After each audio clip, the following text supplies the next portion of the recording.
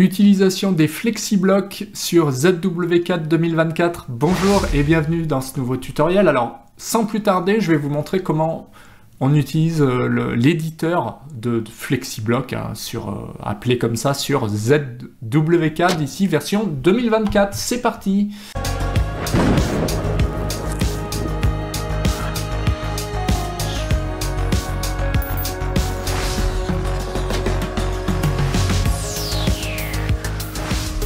Donc je vous partage tout de suite mon écran.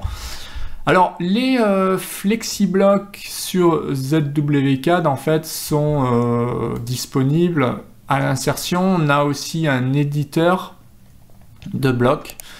Alors je vais vous montrer un petit peu comment ça fonctionne. Alors déjà, qu'est-ce qu'un bloc ou FlexiBlock? C'est un ensemble d'objets. Hein. Ça peut être par exemple un rectangle comme ça, avec dedans, mettons, je sais pas moi, des lignes pour matérialiser quelque chose comme ceci, avec aussi, pourquoi pas, du texte ou voire des hachures. Là, vous voyez où je veux en venir, c'est une sorte de réservation que je ferai en solide de cette manière, et voilà comment on va faire pour réaliser un bloc, pourquoi pas étirable, de ce style.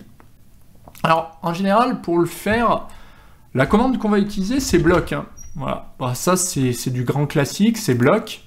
C'est-à-dire que si je clique bloc, en principe, je vais lui mettre un nom, donc test FlexiBlock, par exemple. Description, vous mettez ce que vous voulez. Et je vais aller chercher les objets ici. Voilà. Donc ça ne servait à rien que je les sélectionne au départ. Je fais entrer. Donc j'ai sélectionné les entités. Maintenant, je choisis l'unité et je fais OK. Là, vous avez vu que j'ai un bloc. Donc je peux plus modifier ici cette entité, je peux plus modifier la hachure, je peux plus modifier les lignes, etc. Pourquoi? Parce que c'est devenu un bloc. Mais par contre, je peux aller dans l'éditeur de blocs. Comment? Je sélectionne, je fais clic droit et je fais éditeur de blocs, tout simplement. Donc bienvenue dans l'éditeur de blocs, ils ont appelé ça FlexiBlock. C'est juste pour avoir un nom différent d'AutoCAD, grosso modo. Et là, je retrouve la possibilité en fait d'éditer mon bloc. Rien de très compliqué en soi, puisque je peux modifier maintenant les lignes, les couleurs, les épaisseurs, etc. Alors, moi je connais pas bien ici, mais ce que je constate quand même, c'est que l'éditeur de bloc, il ressemble quand même à s'y méprendre, hein. Il est très proche d'AutoCAD.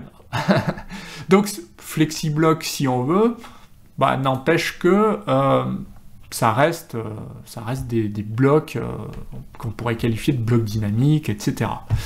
Alors comment ça fonctionne? On a des paramètres d'opération ici et on a la possibilité d'enregistrer le bloc. On peut enregistrer sous le bloc pour renommer le bloc, parce que par défaut, là mon bloc, vous vous souvenez, on a mis test bloc ou test FlexiBlock même, donc il s'appelle comme ça. On peut aussi tester le bloc. Hein. Alors tester le bloc, il faudrait déjà lui mettre des paramètres. Par exemple, moi ce que j'aime bien tester, c'est un paramètre linéaire comme ceci. Linéaire de là à là.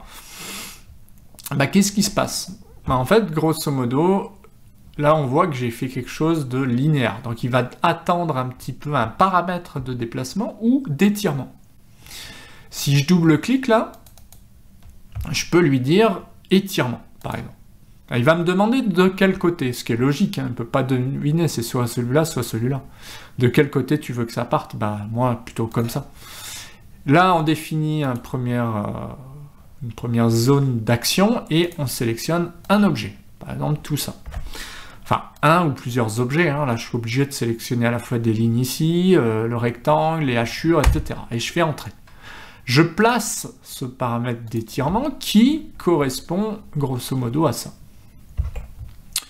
Bon, donc j'ai à la fois en fait un paramètre et à la fois une action. Toujours les deux, hein, il ne peut pas y avoir de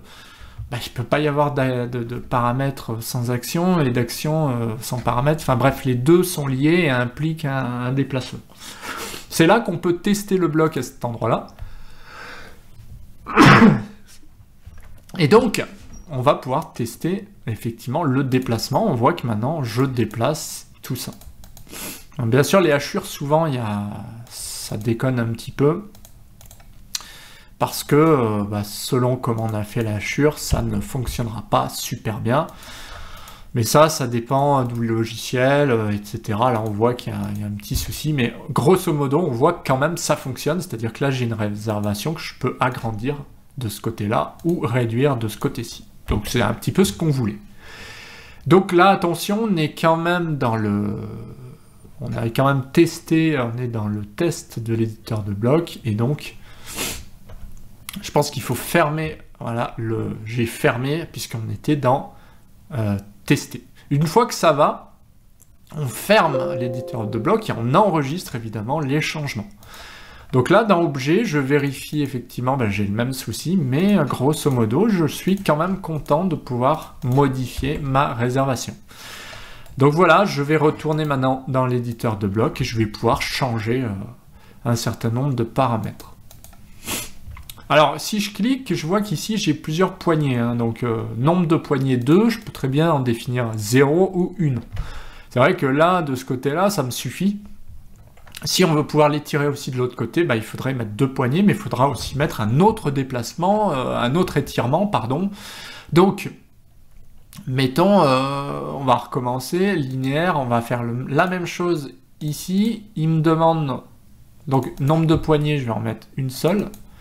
Et par contre, je vais lui mettre un paramètre d'étirement en sélectionnant ce paramètre-là, de ce côté-là, et pour ces objets-là.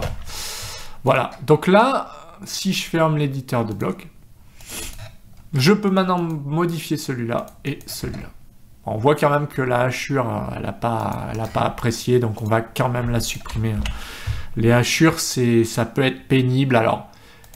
Les hachures, moi, ce que je vous conseille, c'est déjà d'avoir une polyligne fermée, ce qui n'est pas mon cas ici. Et donc, forcément, en fait, je vais avoir des soucis, parce que ma hachure, elle ne comprend pas si c'est cet objet-là, un coup, ça va être celui-là, etc. Donc, ce qu'il aurait fallu faire dans le bloc, c'est créer un bloc comme ça, avec une polyligne fermée. Ah, il y a une petite astuce, si vous créez ici une espèce de... une hachure, quand vous cliquez sur la hachure, vous pouvez lui demander de recréer ici un contour. Ok, super. Polyligne. Réassocier, oui. Et là, qu'est-ce que j'ai en fait? J'ai une polyligne qui s'est créée. Et cette fois-ci, cette polyligne, elle suit la hachure en plus. Donc si je modifie ma polyligne, ma hachure suit, etc. Donc ça, c'est vraiment l'avantage. Par contre... il y a une petite subtilité, c'est que moi, vous voyez, le paramètre, là, quand je l'ai créé, je n'avais pas créé cette polyligne. Et du coup, si je ferme, il ne va pas comprendre. Et voilà, il y a un bug. Il y a un bug parce qu'en fait, tout simplement, il faut que je refasse mes actions. Donc, je vais faire éditeur de blocs. Je vais double-cliquer. Je crois que ça marche. Si je double-clique ou je fais clic droit, je peux soit répéter l'action, voilà, nouveau, modifié. Et je peux resélectionner donc tous mes objets cette fois-ci. Voilà. Et je dois faire exactement la même chose ici, ou alors, de toute façon, je dois la supprimer et recommencer. Donc, c'est comme vous voulez. Mais voilà, le plus simple, c'est quand même de récupérer là. Et vous voyez, là, cette fois-ci, j'ai plus le moindre bug. C'est-à-dire que ça fonctionne parfaitement. Donc, je peux modifier ma hachure, ma réservation, ma hachure va suivre, mes polylignes vont suivre, etc., etc. Voilà, donc ça, c'est vraiment l'avantage des blocs FlexiBlock, c'est que ce sont des blocs modifiables facilement sur ZWCAD, tout simplement. Donc, éditeur de blocs, je peux faire la même chose avec des paramètres, donc vous avez tous ces paramètres-là, d'alignement, etc., rotation, enfin... Donc je propose moi des formations complètes. Avec le pack expert, vous apprendrez à créer des cartouches, des blocs dynamiques, des gabarits, parce que ça ne s'invente pas. Alors, on a été un peu vite, mais il y a un certain nombre d'actions à maîtriser, et c'est pour ça que ça nécessite des heures de formation. On ne peut pas en parler en 5-10 minutes, c'est une formation complète, rien que pour ces blocs-là. C'est quand même pas simple. Il y a quand même des paramètres pour chaque action et pour chaque bloc à maîtriser. Là, on a vu un petit peu, d'accord, une action, on a vu un paramètre, mais en fait, il faut savoir que pour chaque paramètre, il y a des propriétés, on peut insérer des attributs, on peut insérer toutes sortes de choses, et ça, bah, c'est pas anodin. On peut récupérer des dimensions, mais il y a quand même un petit peu de configuration, donc je vous invite à sélectionner quand même les formations qui vont bien pour pouvoir aller plus loin sur ZW4 2024, notamment avec ce superbe éditeur de blocs, ou FlexiBlock. Voilà, donc bien penser toujours à enregistrer, histoire de récupérer vos blocs à jour. Bien tester le bloc pour voir si ça fonctionne.